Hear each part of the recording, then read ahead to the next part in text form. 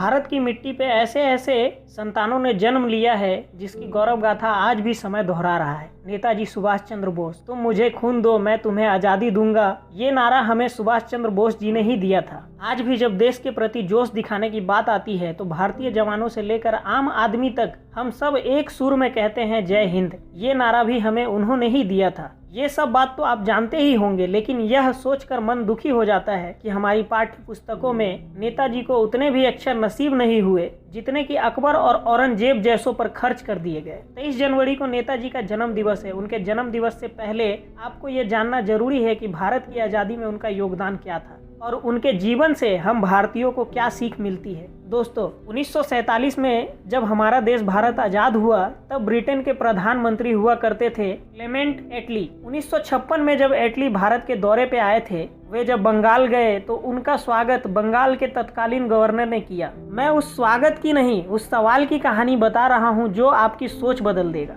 Governor ने जब पूछा कि मिस्टर एटली, 1942 में भारत छोड़ो आंदोलन ठंडा पड़ गया था, उसके बाद कोई बड़ा आंदोलन हुआ नहीं, तो ऐसा क्या हुआ जो आप लोग अपना सामान बांधकर इंग्लैंड चले गए? एटली ने जवाब दिया, role played by Netaji's army was paramount in India being granted independence. यानी कि नेताजी की सेना ने हमारे नाक में इतना दम कर दिया कि मजबूरन हमें भारत छोड़कर जाना पड़ा। गवर्नर साहब बोले, और सत्याग्रह अहिंसा आंदोलन इनकी क्या भूमिका थी? एटली ने जवाब दिया, मिनिमल, यानी बहुत कम। ये बात कौन कह रहा है दोस्तों? जो भारत की आज़ादी के समय ब्रिटेन का प्रधानमंत्री हुआ करता था, जिसके एक सिग्नेचर ने हमारे भारत देश को आज़ाद कर दिया। दोस्तों, यहाँ से हमको सीखने को मिलता है कि कभी भी अपने जीवन में हार मत मानो। नेताजी इन सब घटनाओं से पहले 11 बार जेल जा चुके थे, लेकिन उन्होंने हार नहीं माना। नेताजी ने अपने सिपाहियों से कहा था कि मुझे नहीं मालूम स्वतंत्रता के इस युद्ध के बाद हम में से कौन जीवित बचेगा और कौन नहीं, लेकिन ये मैं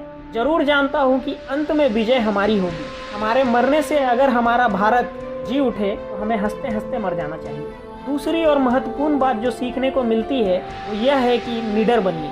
नेताजी जब हिटलर से हेल्प लेने जाते हैं तो हिटलर कोई इंटरेस्ट नहीं लेता। हिटलर को भारत की आज़ादी या संग्राम से कोई लेना देना नहीं था। नेताजी थोड़ा निराश होते हैं, लेकिन इन्हीं सब के बीच नेताजी को मालूम पड़ता है कि कई साल पहले हिटलर ने अपनी माइन काम्फ नामक बुक में इंडियंस की बुराई लिखी थी। तो इसी बात को लेकर नेताजी कहते हैं कि आपको इंडियंस से माफ़ी मांगनी पड़ेगी। आपने जो शब्द लिखे हैं उसके लिए आपको माफ़ी मांगना पड़ेगा। हिटलर चौंक जाता है, क्योंकि वो वही बंदा था जिसके खिलाफ आदमी तो छोड़िए कोई देश जाने की जरूरत नहीं कर सकता था, जिसके नाम से अच्छे अच्छे लोग कांपने लगते थे। लेकिन फिर भी नेताजी सुभाष चंद्र बोस अपने रुख पर अड़े रहे कि आपको माफ़ी मांगनी पड़ेगी। कहा जाता है कि इस बुक के अगले एडिशन में हिटलर ने माफ़ी मांगी, अपने शब्दों को बदला।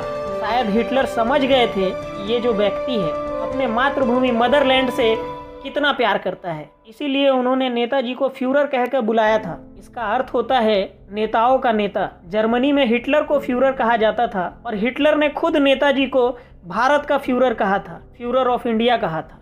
तीसरी बात जो आप और हम अपने जीवन में सीख सकते हैं वह यह है कि मदद कर सको तो जरूर करना, यानी कि परमार्थ का भाव रखो। ये बात उस समय की है जब नेताजी स्कूली शिक्षा ले रहे थे। उनके घर के ठीक सामने एक बूढ़ी भिखारन रहा करती थी। उनकी बड़ी दयनीय अवस्था थी। देखकर लगता था कि उन्हें 2 वक्त की रोटी भी ठीक से नहीं मिलती होगी। ये सब जब नेताजी देखते थे वो सोचते थे कि मैं इतना खुशहाल जीवन जी रहा हूँ, इतना सब कुछ मुझे मिला है, लेकिन मेरे घर के ठीक सामने एक महिला रहती है जो ठीक से अपना जीवन यापन भी नहीं कर पा रही है। मुझे भी खुश जीवन जीने का कोई अधिकार नहीं है। इनका स्कूल घर से 3 किलोमीटर की दूरी पे था, तो जो इन्हें बस का किराया मिलता था वो बस से ना जाकर उन बूढ़ी अम्मा की हेल्प करते थे। मतलब लाइफ का गोल उस समय से ही क्लियर था कि सिर्फ स्वार्थ नहीं, परमार्थ को भी साथ लेकर चलना है। चौथी बात जो उनकी लाइफ से हमें सीखने को मिलती है वो यह है कि लाइफ में कुछ बड़ा करना है तो सबको साथ लेकर चलिए। यही कारण था कि नेताजी जब आज़ाद हिंद फौज की स्थापना कर रहे थे तो विभिन्न वर्ग जाति के लोगों को एक साथ लेकर सेना का निर्माण किया था। और उनकी यही सोच के कारण भारत विभाजन के समय महात्मा गांधी भी बोल पड़े थे कि आज अगर नेताजी सुभाष चंद्र बोस होते तो भारत का विभाजन नहीं होता। और पांचवी और महत्वपूर्ण बात जो हम सब उनसे सीख सकते हैं वो यह है कि लाइफ में गोल विजन हमेशा क्लियर रखो, यानी कि औरों से एक कदम आगे रहो। 1938 में नेताजी कांग्रेस के अध्यक्ष बने। उस समय दूसरे विश्व युद्ध की तैयारी चल रही थी। तो नेताजी का आग्रह था सारे नेताओं से, महात्मा गांधी जी से, जवाहरलाल नेहरू जी से, सरदार पटेल जी से और जितने बड़े बड़े नेता थे सबसे, कि 1939 आगे जो विश्व युद्ध होने वाला है उसमें हम पूरी ताकत से अंग्रेजों के ऊपर प्रहार करें। गांधी जी कहते थे कि जब दुश्मन कमजोर हो तो उनके ऊपर आक्रमण करना नैतिक नहीं है। और नेताजी ये सोचते थे कि किसी भी हाल में हमें आज़ादी लेनी है, आज़ादी के लिए तो हमें कीमत चुकानी पड़ती है, आज़ादी के लिए तो हमें बलिदान देना पड़ता है। 1938 में नेताजी कांग्रेस के अध्यक्ष थे, लेकिन 1939 में गांधी जी ने नेताजी को अध्यक्ष नहीं बनाया। उस समय कांग्रेस में पहली बार चुनाव हुए। गांधी जी ने अपने उम्मीदवार के रूप में पटाभी सीतारमैया जी को खड़ा किया और ये कहा कि सीतारमैया के रूप में कांग्रेस के अध्यक्ष पद के लिए मैं खुद खड़ा हूं। और दूसरी ओर नेताजी खड़े हुए। कांग्रेस के इतिहास में, देश के इतिहास में पहली बार हुआ कि नेताजी 201 वोटों से पटाभी सीतारमैया को हराकर विजयी बने। और उसके बाद गांधी जी ने कहा